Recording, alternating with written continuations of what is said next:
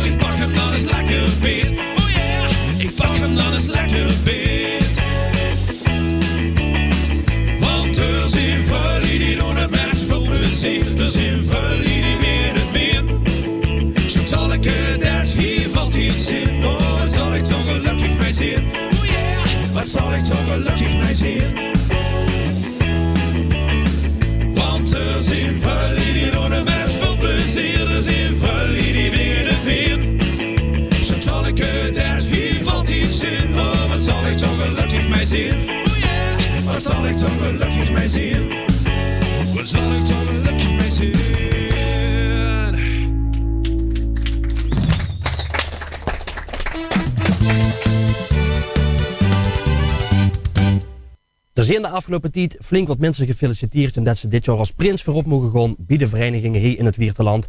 Maar niet alleen die mensen zijn gefeliciteerd. Het geldt ook eigenlijk voor die mannen die hier bij mij aan tafel zijn.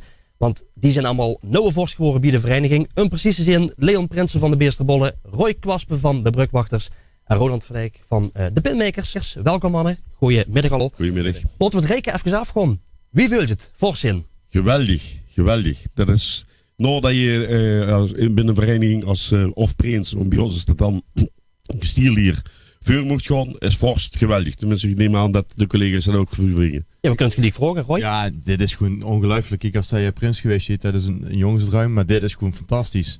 De eer die ik heb mogen ervaren om gevraagd te worden als vorst, ja, dat is mega. Dat is echt super gaaf. Gewoon eens zo even opnoemen. Roland, dat geldt denk ik ook voor jou. Word even samen met de microfoon.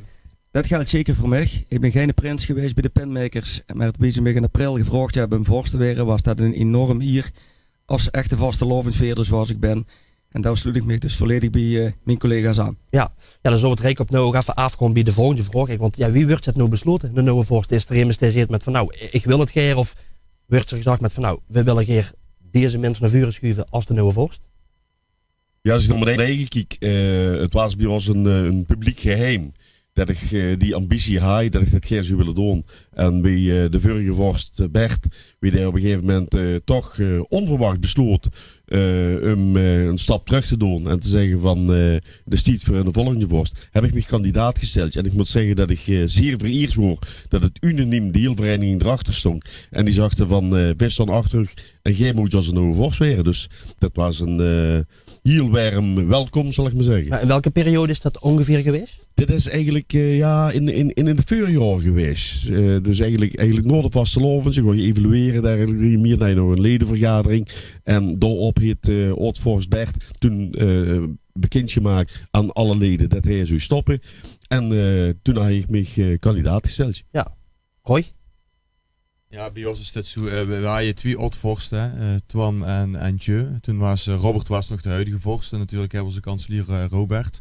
En dat zijn de 4 mannen die er eigenlijk over gingen. En daar kwam unaniem uit dat ze mij eigenlijk een keer hoe hebben ervoor. En ja, dat was gewoon, als dat ze nog over vragen, dan denk je van, wie mij? En dat was echt wel een hele eer, joh. Heb je dan al lang over na moeten denken, Roy, of valt het redelijk met? Ja, nee, eigenlijk niet. Dat zit me wel een beetje in het bloed. Dus dat ze nog over vragen, dan ik ga wat tegen mijn vrouw gezegd van, we gaan gewoon eerst even kallen. Want ik vind het wel heel belangrijk dat we het samen doen.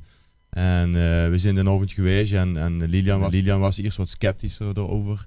Ik zeg, rustig aan, het komt goed. En nog lang dat we eigenlijk in tafel zaten te kallen met de huidige oud-vorst Robert, ja, wordt Lilian steeds enthousiaster. En ik ga zoiets van, we hebben aangesproken, nog geen joh.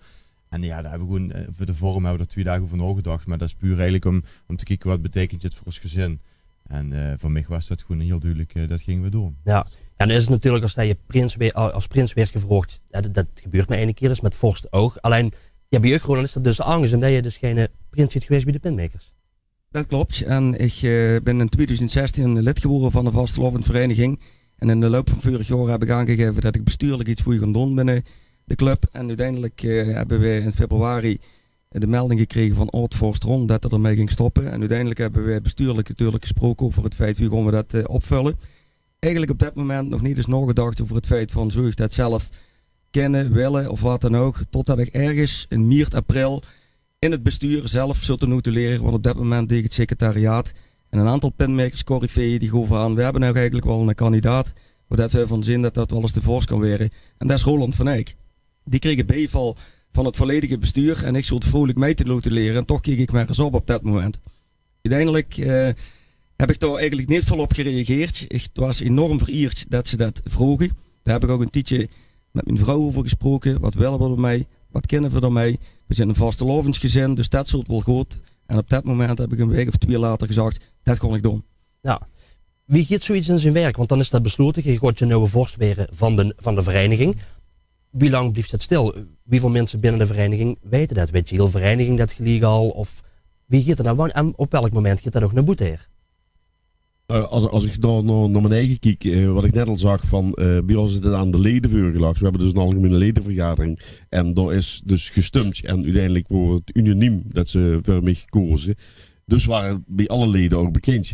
Vervolgens hebben we ook gezegd van mocht dat naar Boeteer. We zeggen van joh, dat moet naar Boeteer. En we hebben eigenlijk vrij kort daarna, omdat we niet alleen bij ons een nieuwe vorst, maar ook een nieuwe kanselier kregen, hebben we dat ook via Weer de Gekste en MLA en dergelijke gepubliceerd van dat er een paar nieuwe mensen aan de kop van de beestenbollen komen te staan. Ja, in Björk was het ook al een tijdje bekend, ja, Roy. Dus ook vrij vroeg naar boete gekomen dat je de vorst ging weren. Ja, maar ik heb dat eigenlijk wel als fijn ervaren. Want normaal gesproken als een prins zit je in één keer kon je eruit en dan sta je door. En dan moet je eigenlijk de hele druk en dan heb je alles wat moet gebeuren. En bij mij was het 2,5 jaar geleden, hebben ze dat eigenlijk gevraagd.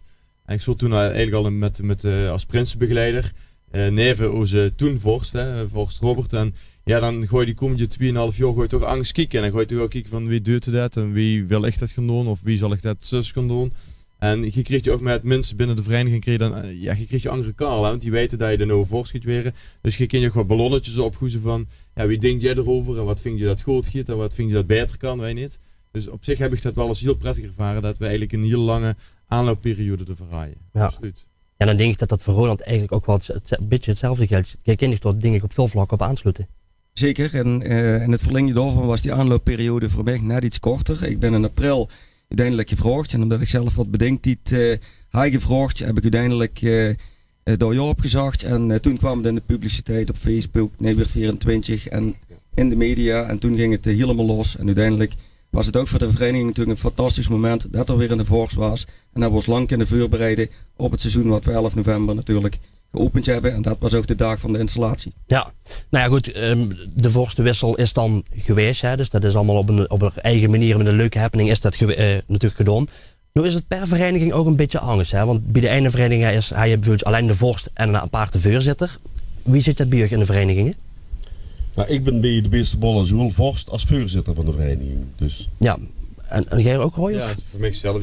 Bij ons is de functie vorstvoorzitter, dat is één functie. Dus ja. Bij ons hebben we dat ook zo geregeld. Ja, dan kijk je even snel aan voor de pintmakers, is dat ook zo? Of? Nee, bij de pintmakers hebben we een voorzitter en een vorst. Staan aan de kop van de vereniging, maar het zijn 2 aparte functies en 2 aparte personen. Ja, nou ja goed, het is in ieder geval hartstikke ziek dat er op heel veel plekken bij veel verenigingen no vorsten komen. Daar wil ik een beetje met afsluiten. Dat moet voor u als voorzitter ook enorm ziek zijn. Dat je met een grote, leuke nieuwe groep de vastelovennederiging gooit. Ja, zeker. Ik bedoel, als ik van mezelf moet spreken, dat je weet op een gegeven moment dat je vorst werd. Maar als jij dan ronde Megeer kijkt bij de vereniging ronde Megeer. En in tegelijkertijd krijgen ze daar andere mensen ook de no-functie van vorst. Is het geweldig dat je gezamenlijk in dat jaar in die functie stapt. Hetzelfde als je bijvoorbeeld prins of kassielier of landheer of weet ik wat zit. Je hoort je ook een binding altijd met diegene die in dat jaar dat horen wat hij zelf ook ziet geweest. Ja, dan sta je dan weer net wat dichterbij natuurlijk ook. Ja, precies.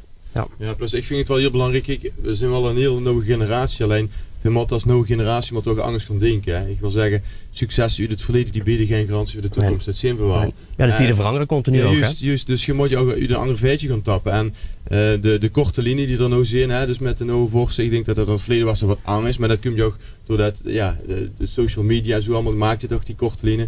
Dus ik denk dat we ook echt angst moeten gaan denken om niet elkaars partijen af te snuiken, om het zo te zeggen. Maar elkaar te versterken. Ja, juist. Dat denk ik wel. En dat is nu eigenlijk uiterst geschikt om dat met die nieuwe generatie te gaan doen. Ja. Denk ik. Ja, en ik denk dat Nederweert ook met de Wiertenvereniging heel goed wil gaan samenwerken de komende jaren. Heel zeker. We zijn niet alleen persoonlijk dat ik heel schoon ontvangen ben door alle vorsten van Groot Nederweert, maar ook Boete Nederweert met alle Wiertenverenigingen hebben we elkaar al eens dekker getroffen. En dan voel ik al chic in een fijne band.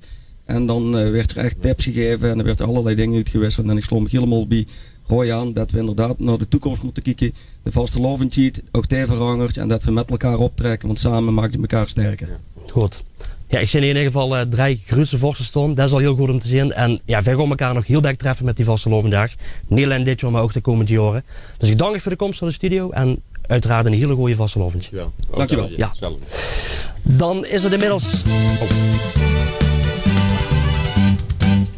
Ja, het is inmiddels alweer een aantal maanden geleden dat de eerste editie van het Wierter Vastelovend Liedjesfestival, ofwel het WVLF, plaatsvond in het toch wel aan de noktovolle Theater de Huiskamer.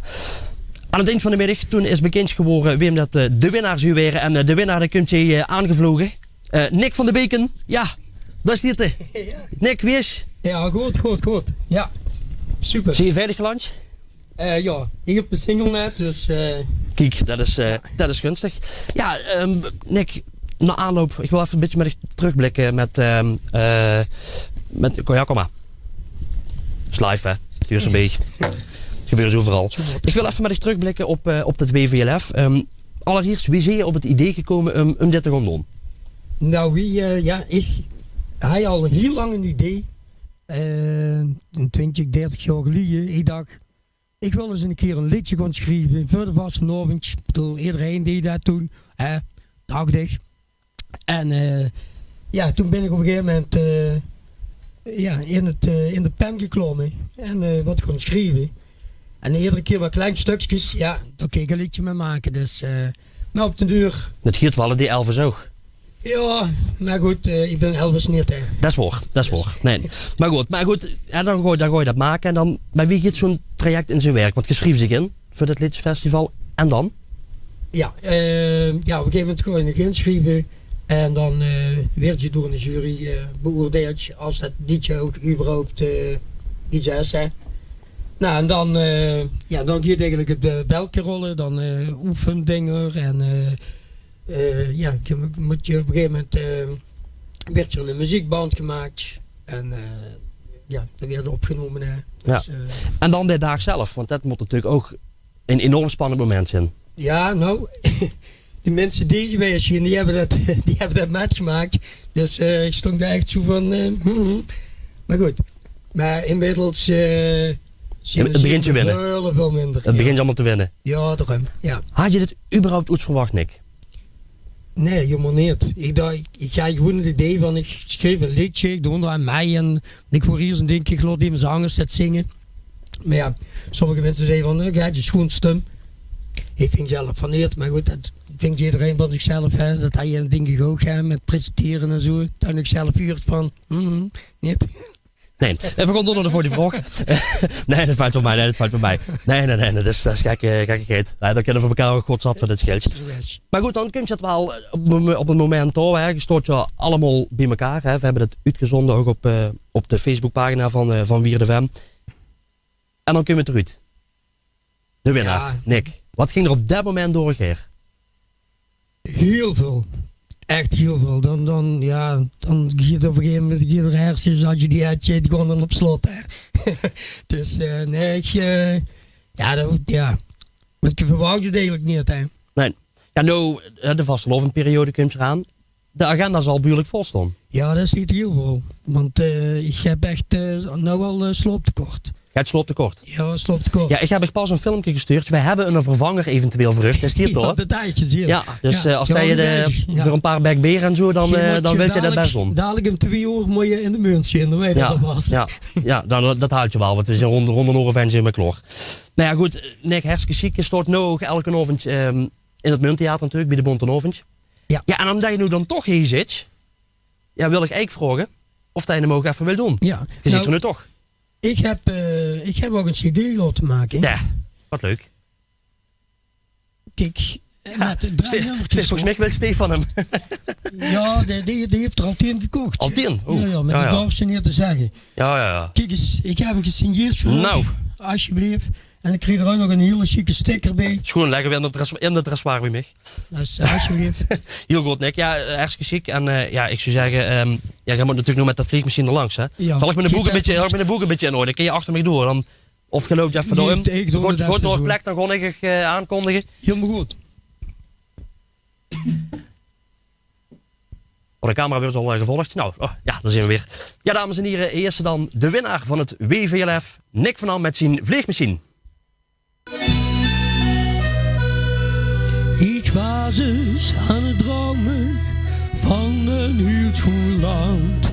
Daar vliegen alle mensen samen hand in hand. Het wordt er 43e en geen trommeland. Wil je dat ook beleven, dan gaan we hand in hand. Stopt met mijn vliegmachine, gewoon we naar het land van vastelovend. Stopt met mijn vliegmachine, draai er aan een stuk en elke noot.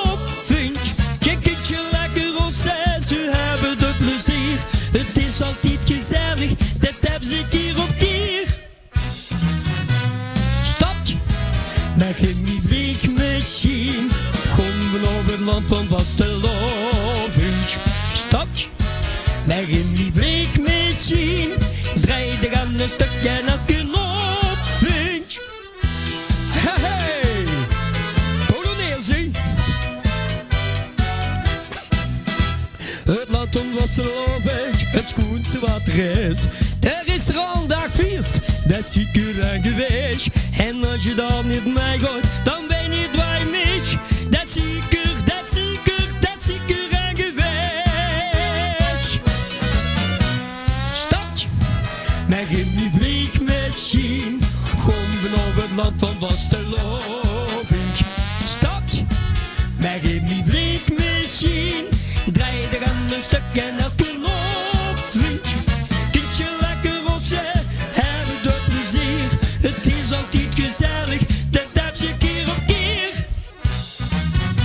Stadje, maar in die vliegmachine, gewoon over het land van vastelovend. Stadje, maar in die vliegmachine, draai er aan een stuk en elke knop vind je. En dan is springen en zingen en rotsen in het rond.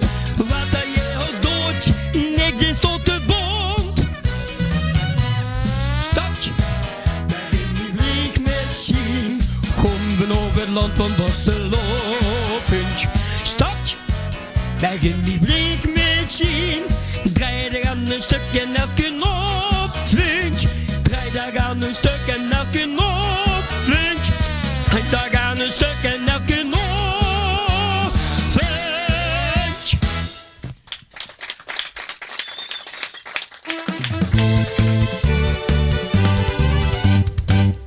Ja, het begint een beetje schort te weer, maar dat had Joe Cocker ook, dus dat scheelt zo weer. Het is tijd voor het item Wie is het nou met? Door in Kallig wekelijks met een oud bekendje uit het vastelovend wereldje. En natuurlijk over de periode waarin dat ze actief zijn geweest. In de aflevering van vandaag gewoon ik in gesprek met Mies Grijmans, oud-bonteovenartiest van de Bontenovenzee in de stad. In Wie is het nou met kan ik elke week met EMST iets betekent op vastelovend gebied. En vandaag ga ik dat door met Mies Grijmans, oud-artiest van de Bontenovenzee in Weert. Mies, welkom in de hoeskamer van de Gonverweer. Ja, dank je. Ja, Mies, laten we eens even heel ver terug gaan in de tijd, want wie is het allemaal voor u begonnen?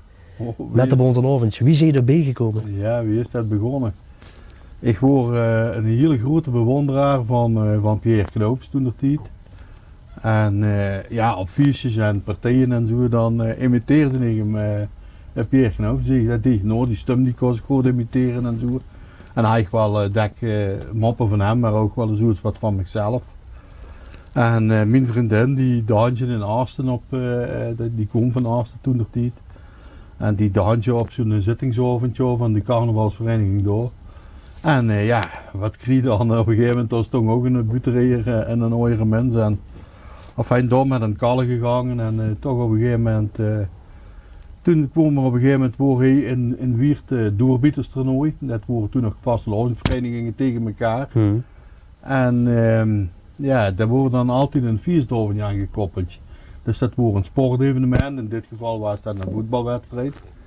En ja, dus s'avonds wordt het bij het anker geloof ik nog, hier op het bassin. Ja. En ja, daar worden de feestdagen. Maar het wordt de bedoeling dat van iedere vereniging, dat die op de feestdagen wat zul je doen. Ja. Dus iets lolligs. Een act. Een act, nou ja, dat hoor je niet per se. Ik was een liedje zien, ik was ja, nummer van alles. Maar ja. Ik zat toen nog tijd bij de geitenbreiers, dus die deden ook mee met dat doorbieterstoernooi. En ja, die zagen allemaal, ja Mies, dat moet je met doen, want daar kunnen we helemaal niks van, dat is net wat terug. En toen ben ik hier gaan buiten. En toen kwam Frans Adriaans naar me toe en Bert Adriaans, ze zaten toen ook nog in de Rood van Elf. En die vroegen of dat ik geen interesse had even met te doen, Bontenovend. En toen hebben we auditie moeten doen. Toen deed Ton Donders auditie, maar dat deed in de buurt op Rijm. En ik deed in de buurt Zoe. En ja, dus, zo zijn we er eigenlijk ingerold. Alleen dat buurten dat in het begin, ja, het Bontenovend publiek was niet echt een buurtpubliek. Dat waren het er best, was niet gemakkelijk. Nee, ik wil wel zeggen, dat zijn ook wel echt twee heel verschillende takken. Kijk, ik speel zelf ook Bontenovend, maar ik doe ook buurten, dus ik weet ook wel dat het twee heel verschillende dingen zijn. Ja, dat is een heel langere wedstrijd, joh. Dat kun je wel zeggen. En toen wil het me eigenlijk hartstikke gewoon afgiet. Want ik ben zelfs een paar jaar geleden, omdat ik in Aasten gewoond heb, 9 jaar, heb ik hier in Brabant heel veel meegedaan. Ik heb in Brabant best wel wat prijzen gehad en zo, ook met kampioenschappen en zo. Maar in Limburg eigenlijk heel weinig gedaan, daardoor. Ik zit nog steeds in Brabant in zo'n groep. Ja. Die verheuren zichzelf als een soort buutevenement, zeg maar. En die zetten een ton hier, die hebben een kapel en die gaan naar een zaal horen en die zeggen, wij komen, als je dat wilt, willen wij zo'n avond organiseren. En dan regent Tilburg, ik weet niet. Echt gewoon her en der. Ja, echt. En daar verre weg. Ja, dus zo is het eigenlijk allemaal een beetje begonnen. En natuurlijk, door de loop der jaren verankert er heel veel op Bontovensgebied. Je merkt dat sketches toch... Van lieverlee ben ik gaan speulen. Hè. Ja. Dus, maar neem ons eens een beetje met. Wie zocht dat in dit eruit, zo'n repetitie en die stukken bedenken? Wie ging dat gaan toe? Ja, voor mij was het in het begin met repeteren natuurlijk best wel moeilijk. Ik ga geen auto. Ik woon in Aasten, dus we gewoon repeteren. Dus vandaar ook, eigenlijk dat ze toch even op die buurtzin blijven hangen. Maar toen op een gegeven moment zijn we naar Weerteer teruggekomen en toen ging ik met sketches meedoen. Een keer immers vervangen, wij wilden uitvelen en toen zogen ze dat ik ook andere kwaliteiten aan, dat ook goed ging. Ja, en voor lieverlee ben ik daarin gerold en dan kwam een repetitie met Wil Derks, Franske Adriaans, Wilmer Geldrop. Marie Therese, die van Slabbers, Marie Zee Slabbers. Ja, met die mensen allemaal. Bert van Doeren, toen die nog Joske van Doeren. Ja, zo is dat eigenlijk. Dus dat is eigenlijk zeg maar een kliek, zeg maar, hoe dat eigenlijk de Bontovens bij de rockstickers dan mij ontstaan is, zeg maar. Ja, was het alweer ook al? Vroeger had je 3 gelei, dus het waren Harry van den Broek en Leiden Brussie. Dat waren al een heel beroemd Bontoven duo. Toen Frans, Wim kent Frans niet. Ik bedoel, dat was ook een hele goeie speler natuurlijk. Ik dank je voor de komst. Ja. En ik gewoon nog, natuurlijk, of het nou belicht of niet, toch even een hele goede vastelavond wensen.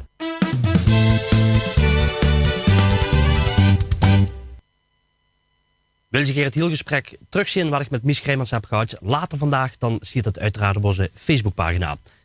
Dan gaan we door met muziek. Het is namelijk weer tijd voor de man die net als Nick ook met heeft gedaan aan het WVLF, maar gisteren ook in de finale stond van CMC Live. En dan zei je goed, kijk, dan zie je daar in de beker stonden, want hij heeft gisteren het CMC Live gewonnen. Hier is Stefan Wolter.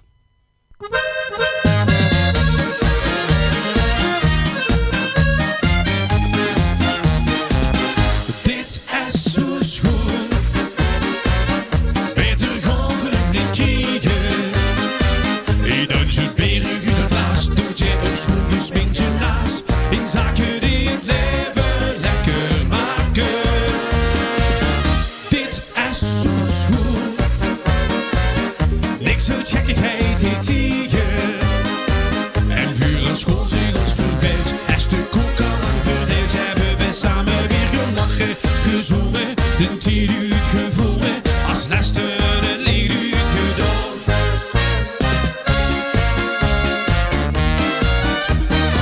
Zeg, kom maar binnen, zie je klok, vuur 3 dagen lang. Dan zit je goed, want het is heen. Het zit gezellig, druk of afgelaaien vol. Het maakt niet uit dat je maar bij. Stoot je kop neer aan die heks, een dikke toet. En schavel je nog niet te smink, heel van een snoet.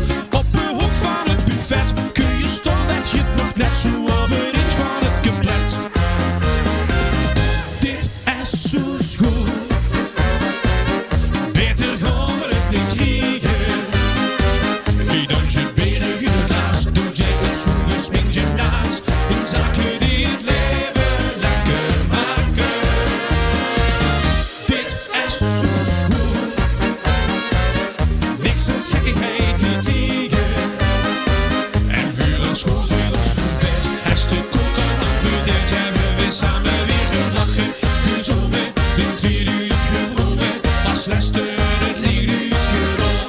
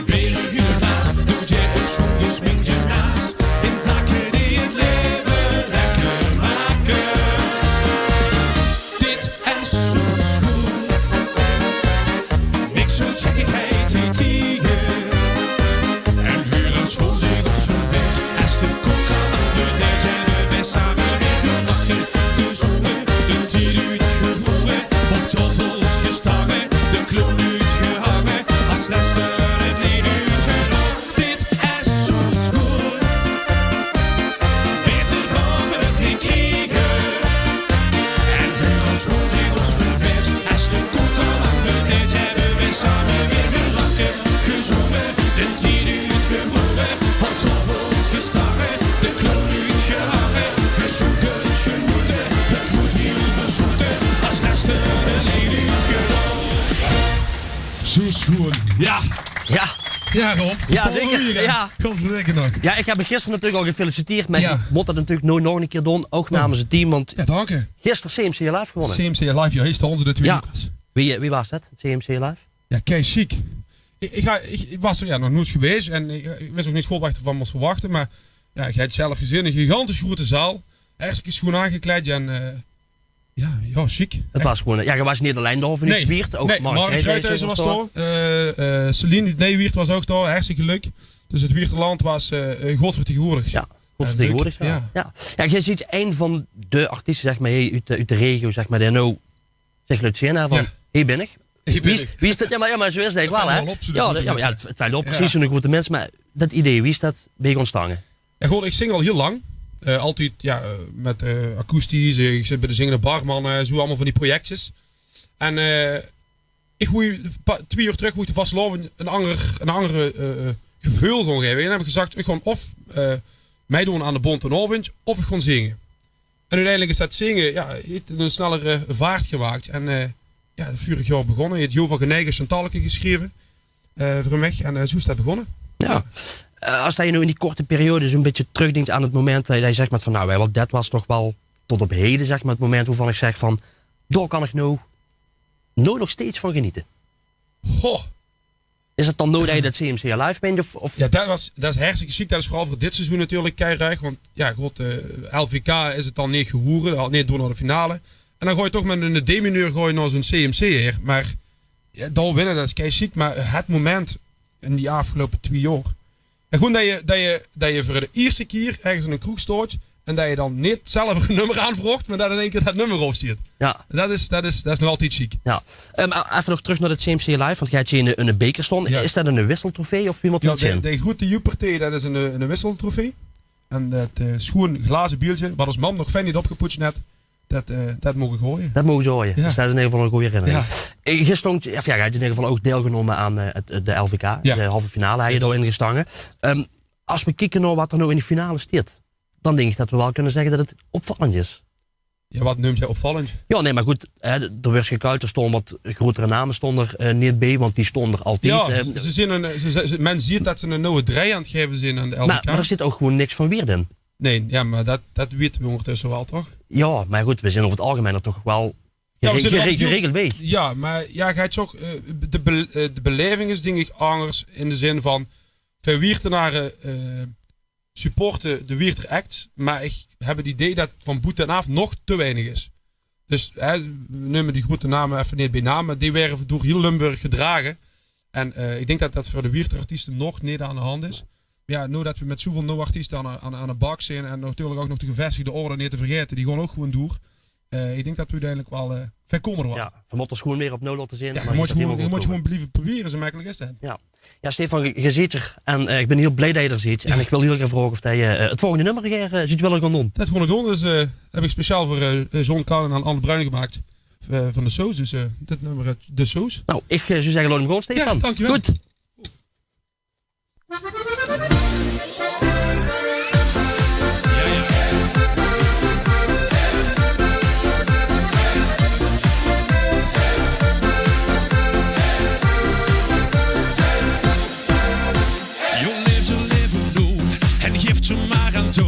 Je moet er samen wat van maken.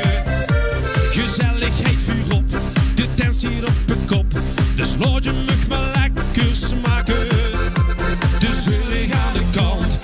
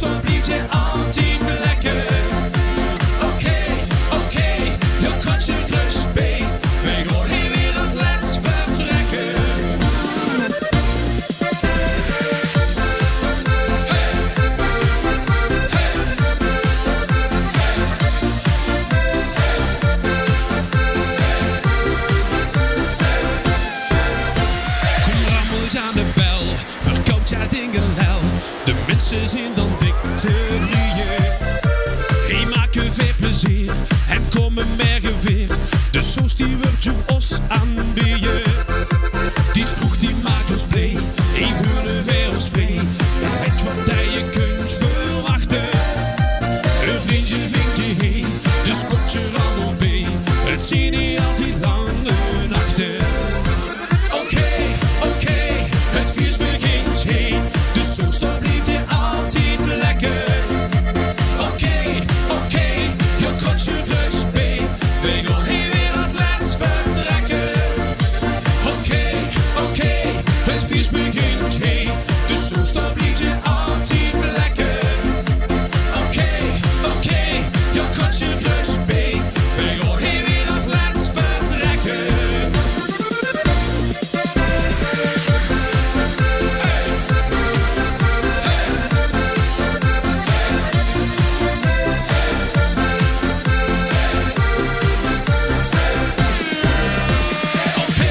Oké, het feest begint heen. De soos dan blijft je altijd lekker. Oké, je komt je rust bij. We gaan hier weer als laatst vertrekken.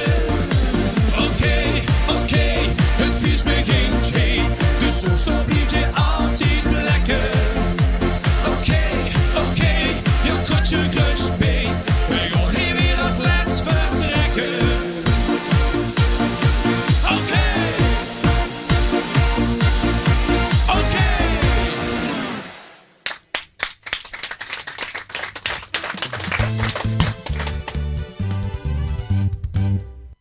Gisteravond is nog in een vol afgeladen munttheater na afloop van de Galabontenavond de nieuwe Stadsprins 2019 uitgeroepen van Vastelandvereniging De Roogstekers. En ik denk nog een korte en feestelijke nacht, Frank. Dat je er toch lekker geweest wordt vandaag. Ja, het verbaast me ook. Het verbaast ik ook, ja, dat begreep ik, ja. Ja, Frank, wie wilt je nog? Ja, het is een geweldige ervaring. Is natuurlijk gisteren eigenlijk ontzettend zenuwachtig. En op het moment dat ik toch gisteren op dat podium stond, ik deed mijn speech, denk ik van ja, het is geweldig. Dan kreeg je eigenlijk een soort film wat helemaal afluipt en dan denk je van, op een gegeven moment 3 uur s'nachts denk ik, oh, is al zo laat. Ja, het is gewoon een geweldige ervaring. En je krijgt nu een hele circus en dat is gewoon geweldig. Ja, maar zodra die eerste woord eruit zijn, dan begint het te lopen. Juist. Dan begint het te lopen, ja. Ook burg, hè? Ja, dat is altijd, hè. Dat weet je, ja. Hey, wie zie je gisteren de dag gestart? Ik heb gisteren gewoon gewerkt. Ik ben pas rond Veer en Hoes gegaan. Dus we wel heel tijd mensen overdag van. En? Wie mist de prins? Zie je de prins? Wij wel heel tijd die suggesties. Echt niet, voor die zangers. Of op les. Ja, tuurlijk weg de prins. Dan werk nog heen. Dus ik word wel zenuwachtig. Ook gisteravond. Dus die opbouw naar zijn avond toe. Ja, is toch mooi om mee te maken. Ja, absoluut, ja. Maar we moeten denk ik wel terug naar een aantal maanden geleden. Want in welke periode zegevrocht en wij zegevrocht? Hebben ze een deal met het geslagen voor de kiers het komende jaar? Of? Ja, ze gaan mij betalen, hè? Ja, dat je al. Ja, precies. Dus net na de weerkermis hebben ze me gevraagd. Aan de eerste instantie woei ze eigenlijk een kiersbuffet voor de galavond. Nou, is prinsbegeleiding gevraagd van, wil je mij een offerte maken? Dus ik zat bij hem thuis en ik ga alles uitgespreid. Op een gegeven moment zit er van, we willen eigenlijk deze methode hebben. Dus sta je met een A4 naar mij toe schoven. Draai je hem en stond er een pakje met een cupje. Wil je de nieuwe Stadsprins 2019 weer? Ja, dan zie je me perplex. Dan stond je helemaal, sprakeloos. En dan gaat er zoveel door Geer. Ja, natuurlijk eerst naar huis toe, want je hebt 2 dagen bedenktijd. Ja, toen zag mevrouw, ja, je zit gek, dat kan niet. Ja, dan heeft ze nog wel een punt, dat klopt, hè? Ja, dat wij hierop, hè? Ja. We kunnen elkaar langer. Ja, we kunnen elkaar langer, dus dat is zo, ja. Maar goed, uiteindelijk zag ze wel van, doe maar. We gaan ervoor doen. Ja. Eerst als Neert, Waal, en dan denk ik, we gaan doen. En dan kreeg je dat werkelijk het hele overleg met de prinsbegeleiders. Ze mogen trouwens zeggen, heel goed wie ze doen. En geweldig dat ze het ook voor mij hebben mogelijk gemaakt. Ja, dan kreeg je ontwerp van de medaille, de speech, alles komt erbij. En want wie jij je daar bijvoorbeeld over een onderscheiding? Wie denkt er daarover nog en wie denken die mannen met mij op dat gebied? Ze hebben namelijk een klapper, daar hebben ze ook vuurbeeldjes staan. En dan ga je natuurlijk wie kandidaangers met kiers te maken. Dat is echt heel verrassend, ja. Ja, dat is verrassend, zetten we bij de goog. En dan ga je eerst wat ontwerpen zelf gemaakt. En uiteindelijk komen we een ontwerp en dan hebben ze met die dat maakt, Hebben ze dat toegelacht. En daar komt deze schone medaille uit. Ik vind hem geweldig schoon. Hij een beer kunnen we hem laten zien? Of, ik denk dat ze hem even kunnen laten zien. Dan moeten ze hem even komen brengen natuurlijk. Ja, tuurlijk. Ja, medaille. Ja, maar dat is natuurlijk toch schoenen met de lotte kijken. Kijk. Moeten we even kijken. Welke? Ik denk dat we de camera dan even moeten hebben. Dat er een beetje op ingezoomd kan worden. In zoverre dat giert. Mensen, geweldig schoon. Maar vertel eens iets over de onderscheiding, Frank. Want wat hebben we precies hier liggen? De orde van het kierspleintje. Het orde van het kierspleintje. Ik heb natuurlijk kiers. Ik ben niet meer trots dat ik ook al zo lang kiers verkoop en leuk vind. Dus ga je iets, maak gewoon het orde van het kierspleintje. Daar heb je op een gegeven moment een ontwerp gemaakt. Dus echt een kierspuntje. Het wapen van Weert, de rogstekers. Dit is dus teruggekomen. Ja, ik ben nog... Je zit er gerust op. Ik ben er gerust op. Ja, dat mogen zeker, ja. Hey, wie mij het nog gisteren als allerlaatste verteld? Als allerlaatste zijn echt de adjudanten geweest. Ja, dus die zijn achtergekomen. Ja, je had misschien een suggestie van bal of niet. Maar op het moment dat ze achter bij de coulissen komen, dan zijn ze eigenlijk komen binnen. Ik stond door mijn volle naad. En toen hij zei, ja, dat is hem. Dat is hem, ja. Hey, en maak je gewoon een kort, maar natuurlijk wel druk seizoen in. Ja. Nu is in de Bonten nu bezig. Gaat je als het goed is door straks ook de jeugdrot geïnstalleerd weer. Hè? Ja. Hoe kijkt je het meeste naar uit met die dag? Ja, het is niet het eindpunt waar ik zeg, daar kijk ik naar uit. Ik vind alle aspecten leuk. Zowel een bonte oventje als ergens naartoe gewoon. De vaste ovent zelf. Allemaal is het leuk. Die diversiteit maakt juist leuk, vind ik, om dat allemaal mee te maken. Ik heb niet echt gezegd van één punt, dat vind ik leuk. Ik wil alles meemaken. En dan zou ik daarna zeggen, nog een vast oventje. Dan kan ik zeggen, dat vond ik het leukst. Ja, dan kom ik even een keer bij je langs. Dan kun je dat natuurlijk altijd nog een keer zeggen, ja. Ja goed, we hebben het even over onderscheiding gehad. Ja. Huurt natuurlijk ook een divisie bij. Ja. Heb je er zelf over nagedacht? Of hebben die mannen gezegd met van nou, je hebt iets met kiers, dan is dit misschien een suggestie? Ja. Het heb je echt gezegd van nee, dit wordt hem. Dat heeft veel lang geduurd voordat ik het in de divisie had. Het hield het te zoeken. Nee, dat moet niet, laat zo maar zeggen. Uiteindelijk ben ik op de divisie gekomen en denk van ja, dat is hem. En dat vond ik ook geweldig. Ja. En dat divisie wil je? De divisie is vastenavond voor jong, oud en belegen. Een plezier zitten we zeker niet verlegen. Nou, kijk. Dat moet er in ieder geval, als dat er eenmaal in zit, dan gaat iedereen het ook fijn met kijken. Dus zowel voor jong mensen, middelbare leeftijd en oude mensen, vastenavond is voor iedereen. Ja. Dat is het. Ergens gewoon. Ja, je ziet groots, Frank, dat zie je. Ja, tuurlijk. En dat mag ook. Dat mag zeker. Ja goed, ik hoef Stefan het eigenlijk meestal niet meer te vragen, want volgend jaar dan hebben we gewoon natuurlijk weer een prinses staan. En een nouwe. Maar des later zorg, jij moet nu eerst lekker gaan schitteren deze dagen en dat gaat helemaal goed komen. Dank u wel. Daar twijfel ik helemaal niet aan. Ja. Ik wil je danken voor je komst naar de studio. En ik ga natuurlijk nog een paar keer zin met die dag, maar ook alvast een hele goede vastelovend. Dank u, Rob. Wat is er allemaal te doen vandaag en de komende dagen in het vastelovendland? Tijdens de evenementen is allemaal op een rekken te zetten. En dat gebeurt natuurlijk door Saskia Meulen.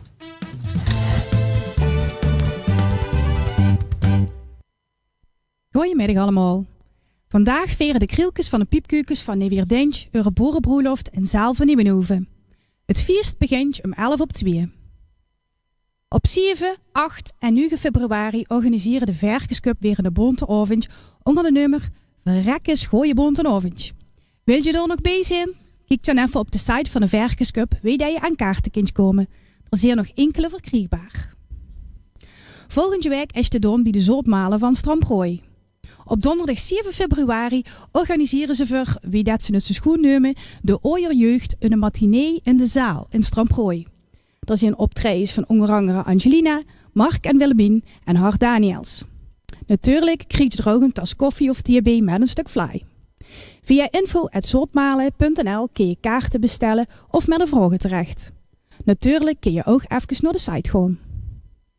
Op zaterdag 9 februari kun je weer nog groots in de zaal in Stromprooi. Met onder andere optredens van Man & Pack, Springlevend en Cartouche en het begint om 8 uur. Kijk je even op de site van de Zootmalen voor de verkoopadressen of mail naar info@zootmalen.nl. Ook op zaterdag 9 februari kun je nog Café de Hermenee, want daar onthullen ze samen met de rogstekers de vastelovendversiering. Het wordt een ode aan de Wierter vastelovend door de jaren heen. Om 3 uur begint het officiële gedeelte.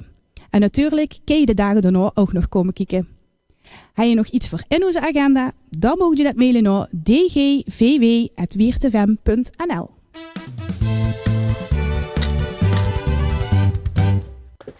Ja, dankjewel Saskia voor een overzicht van de activiteiten de komende dagen in het vastelovend land. Ja, met de vastelovendag dan trekken we allemaal natuurlijk het schoonste pekje uit de kast. We zetten een preuk op een kop. We trekken van café naar café om lekker te gaan feesten.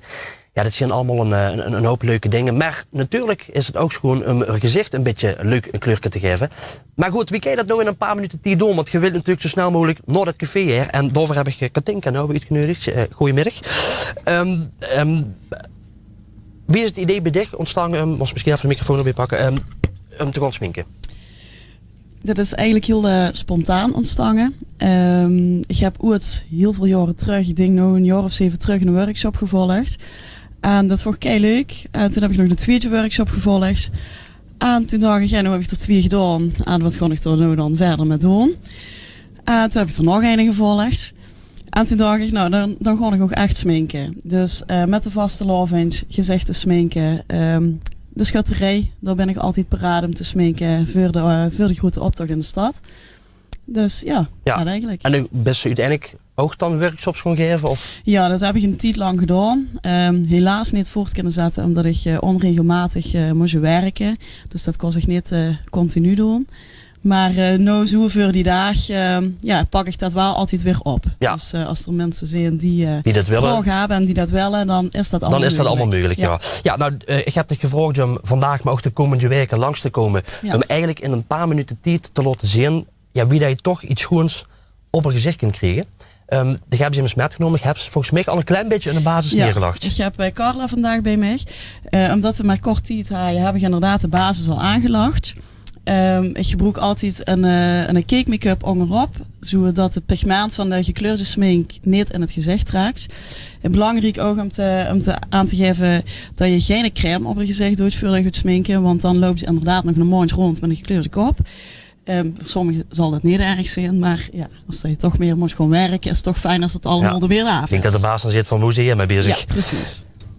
Dus Ja, dus dat is dan een beetje de basis. Oké, wat geeft ze ons vandaag laten zien? De basistechnieken. Dus de steppels maken, krullen maken en druppels maken. Oké, nou dan stel ik voor dat ik die microfoon vasthoud. Dat is goed. Dan kan je ondertussen dat laten kijken en ook vertellen wat dat ze dus. Ja, dat is goed. In zoverre dat natuurlijk gaat. Ja, precies. Nou, ik dacht, gisteren de Rockstekersprins uitgeroepen. Ik denk, laten we het vandaag op blauw en wit houden. Ik heb gekozen om vandaag een masker te maken. Dat is snel klaar.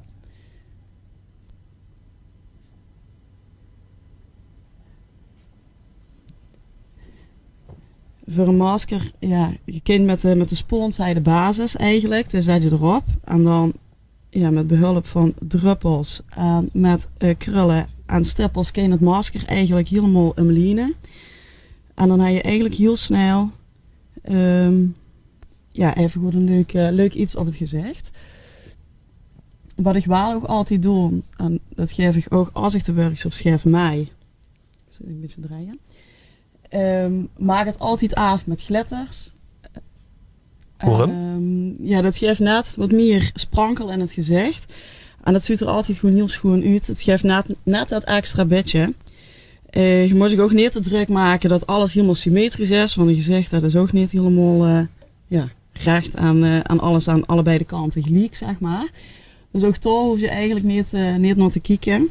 En als we genoeg gedronken hebben, dan valt het toch niet meer op? Vult je er ook niet op? Nee, dan van wie af ziet het altijd goed uit. Dus dan moet je echt niet druk aan maken. Hè? Ja, en voor de vrullie is het oog, zeg ik ook altijd, doe je een set wimpers bij. Of in ieder geval mascara om het af te maken. Hè? Ja, en een fijn kleurje op de lippen uiteindelijk, dat is ook, huurt er ook bij. Nou, steppels, krullen en de druppels. Glitters nog erbij. En dan kun je eigenlijk zo de deur uit. Ja, wie lang is immers ongeveer met een creatie als dit bezig? Ja, ik heb het snel klaar, maar ik denk dat je zelf toe is en ook de basis erbij. Ja, moet je toch wel kijken dat je minimaal een kwartiertje bezig zit, wil je alles goed erop hebben en dat je er ook aandacht aan besteedt, dat het netjes eruit ziet. Ja, omdat er natuurlijk ook een groep is, zeg maar, En niet het geduld om dit te doen. Ja, dat inderdaad ook. Ja. Maar daar je tegenwoordig heel veel verschillende technieken voor ook. Schablonen die zullen later ook nog wel terugkomen. Dan hoef je eigenlijk alleen de basis maar aan te leggen. En je broekt een schabloon en dan zie je eigenlijk meteen klaar. En dan heb je die druppels, krullen en stippels eigenlijk helemaal niet meer nodig, zeg maar. Dus ja, voor de mensen die het lastig vinden of niet zoveel geduld hebben, is dat wel eigenlijk een uitkomst. Ja, oké. Nou ja, waar zie ik dat we kunnen zien, zeg maar, wie dat ze in een paar minuutjes tijd, zeg maar, dit toch erop kreeg. Natuurlijk de basis al gelacht. Ja. Maar wel ook goed om te weten wie dat ze door mij te werk is. Dus dat is wel iets hoe we de komende week ook nog even natuurlijk meer over gaan zien. Ja, precies. Oké, nou dan kon ik zich in ieder geval al danken voor deze korte uitleg. En dan zien we elkaar volgende week weer. Ja, helemaal goed. Helemaal goed. Dankjewel.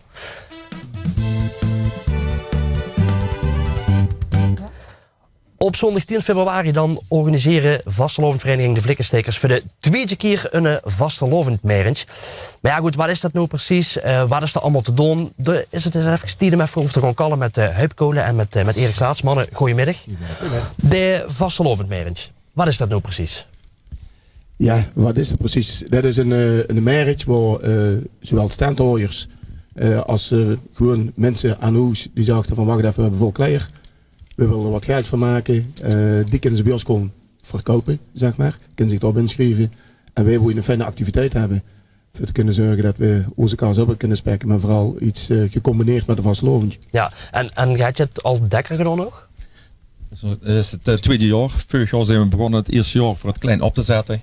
En er was zoveel vraag vanwege de deelnemers en het publiek. Dat we dit jaar eindelijk eens zo goed zetten. Dus een 300 vierkante meter merentje. Ja, vorig jaar is dus dat idee ontstaan, maar van hoe uit is dat eigenlijk ontstaan? Ja, we zijn begonnen, we zagen zoveel in de buurt en winkeltjes van met carnaval te maken, met vastenoventje verkopen, met sminken, met kostuums maken en met steken maken. We dachten van als we nu eens 1 keer op een merent bijeenkomen en dat de mensen goed neven kunnen lopen en alles en dan zeer met alles met vastenoventje maken heeft. Ja. Dus alles bijeen. Ja, dus echt gewoon van zeg maar sjaals, pruiken tot misschien alles is eigenlijk wel een beetje te krijgen dan. Van carnavalskleier, sminkesverkoop, we hebben decoratieverkoop, artikelen, kostuums, foamhoeden, pruiken, maskers. Eigenlijk alles wat met vastenoventje te maken. Zo gek wie je het maar kunt bedenken, dat is er eigenlijk in principe te krijgen. Ja, en dit eigenlijk voor de jeugd hebben we extra erbij gepakt, zetten we gratis sminken tot 12 jaar. En zelfs verkoop van roodgeelgroene popcorn en roodgeelgroene sokkerspin. Dus ja, alles. Dat is eigenlijk wel heel goed uitgepakt, Jan. Mocht gerust gezag weer dan. Ja, het werd echt steeds groter en vooral het feestje eronder mee, dat maakt je ook echt chic.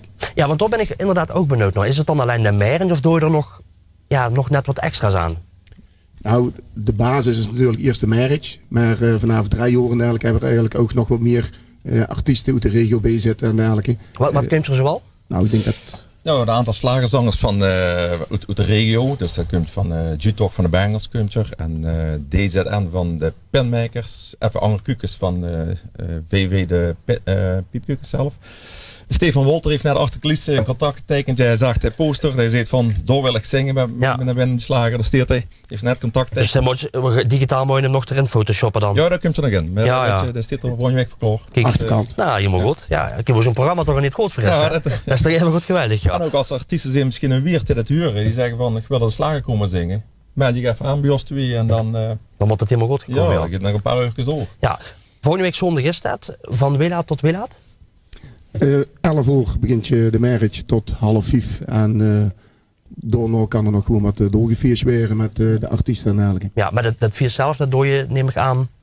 Er is een vierstand in de merent zelf. In de merent zelf? Ja, de mensen kunnen al lopen en kunnen wat aan drinken. Ja, oké. Maar het is natuurlijk niet te missen dingen. Kijk, je reed Ospel binnen en dan... Nou, je gaat eigenlijk net neven Ospel af. Dus Venloze Weg, 7A, wordt dus neven de kanaal op naar Meijerleer. En daar kun je het echt niet missen. Daar is nou parkeerruimje achter de loods. Dus wat dat betreft, de veiligheid is ook in acht genomen. Dus het kan ontklopt worden. Goed dat we dat benoemd hebben, dan weten mensen ook hoe dat ze naartoe moeten. Het kanaal oprijden zit goed aangegeven. Rijd je even de merent zelf op. Achterkant een goed voetbalveldje. Daar mogen we allemaal parkeren. Kijk. En als het goed is er dan geen voetbalwedstrijd. Dus dat komt echt goed. Helemaal goed. Nou, het ziet er fantastisch uit. En ik ga nog heel veel plezier wensen op de vastelovend merentje. En op naar natuurlijk, als deze editie slaagt, weer naar de nieuwe. Ja. Daar gaan we zeker voor. En je zit welkom, hè? Voor de euro kon je slechts binnen. Nou, kijk, mooi kijken. Dat is geen geld. Goed. Hey, dankjewel mannen en heel veel plezier op de vastelovend merentje vast. Dankjewel. Merci. Goed, dames en heren, vastelovendveerders, dit was de Gonverweer voor vandaag. Ik wil graag al mijn gasten bedanken. Volgende week weer een nieuwe Dag Ongeveer met dan onder andere de prins en de jeugdprinses van Vastelovendvereniging De Verkenscup. We gaan aandacht besteden aan de seniorenmiddag van Vastelovendvereniging De Schupkes en nog veel meer. Dat hebben we uiteraard ook volgende week in de show. Heb je de uitzending gemist of wil je het keer nog eens terugkijken? Dan kan dat verhalen deze uitzending op zondagavond om 8:30, maar ook op maandagavond om 8:30 kun je het programma nog eens rustig terugkijken op het televisiekanaal van Weert FM. Heb je nog notes of activiteiten die je Ger onder de aandacht wil brengen? Stuur dus dan even een mail dgvw@weertfm.nl en volg ons natuurlijk ook even op Facebook. Facebook.com/doorgaanverweer. We gaan er natuurlijk muzikaal uit met Stefan Wolter. Voor vandaag wil ik u bedanken voor het kijken en heel graag tot volgende week. Ja, dames en heren, door een ode aan Tjer. Ik ging om de markt en kocht op verse bloemen voor €1,50. Het wogen nog schoenen, doet mich maar 3 kilo. Zag ik tegen de noemen, want net die verse bloemen kan ik er tegenaan. Ook nog appels, peren en roetmoos. Een tros bananenvuur stand de doos. Die hield geen fruit zonder een pit. Op de dood hield geen gebit. Nog komkommerboenen en wat slaai. En alle tasjes die ik bij mij haai. Was mijn fiets te zwaar bepakt. Dit haai ik mich niet goed bedacht. Hey, verse proeven, net op een markt gekocht. Verse proeven, rol je mich toch overstroot. Verse proeven, dat tasje dat ging me kapot. Nu liggen die verse proeven op een pist door in de bocht. Even, we moeten die doen, een beetje dansen.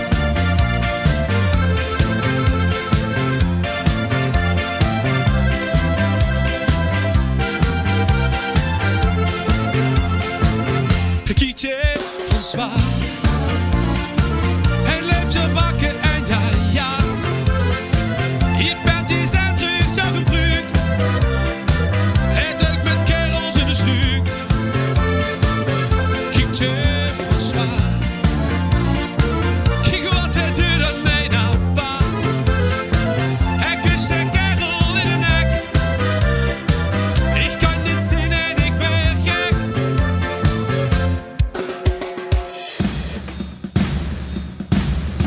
Ik op de Chinees, gebakken Pekinees, gesopt in pepersaus, dat komt je achteruit. En van die Pekinese zoals, kreeg rijke schroeten doors. Hey hallo, hoe gaat het wereld toe? Oh ja, oh ja, oh. Trapt je eens wat, want jongens, bier is te zat, zegt doetje, hey, is een pano. Hey lotje, dat is toch niks gedaan.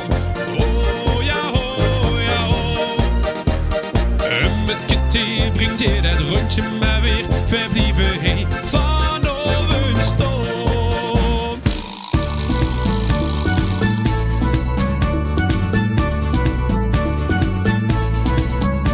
Les moet ik nog een visito, heel chic en heel apart.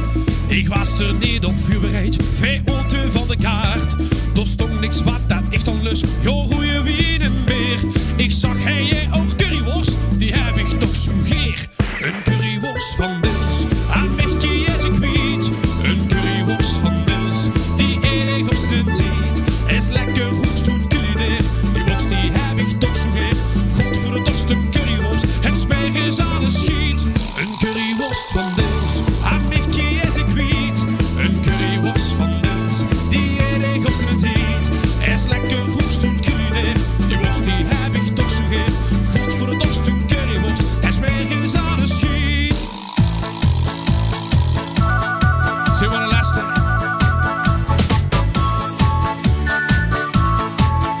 Ik kon het ook zeggen, dames en heren, ik wens u alvast een hele fijne Vastelovend. En wij zien ons zoe.